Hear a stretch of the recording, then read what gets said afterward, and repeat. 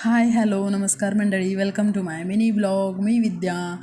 इथे मी केली आहे शेवभाजी. आता कमी मसाल्यांमध्ये भाजीला काही नसल्यावर काही जुगाड करायचा हे आपल्या लेडीजला छान माहिती आहे. इथे मी तसंच केलं आहे. भाजीपाला काहीच नव्हता, त्यामुळे छानपैकी शेवभाजी करून घेतलेली आहे. इथे कांदा, टमॅटो उभा चिरलेला आहे, आलं, लसूण आणि कोथिंबीर छान तेलामध्ये फ्राय करून घेतलं आहे.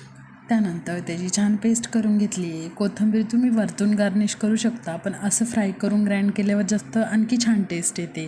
त्यानंतर एकीकडे गरम पाणी उकळण्यासाठी ठेवलेलं आहे. अशा ग्रेव्हींच्या भाज्यांमध्ये गरम पाणी टाकल्यावर त्या भाज्यांची टेस्ट आणखीन छान वाढते.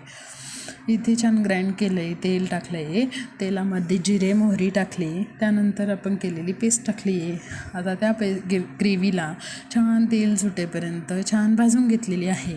त्यानंतर त्याच्यामध्ये चवीनुसार मीठ टाकलं, थोडंसे हिंग टाकलं आणि घरचा थोडा काळा मसाला आणि थोडं लाल तिखट टाकलेलं आहे. कमी मसाल्यांमध्ये अशी छानशी शेवभाजी इथे आपली रेडी झालेली आहे.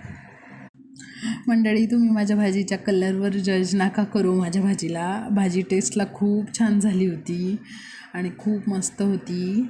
आणि मी शेवभाजीची एक सिक्रेट टिप आहे ना, तुम्हाला नेक्स्ट व्हिडिओमध्ये शेअर करणार आहे.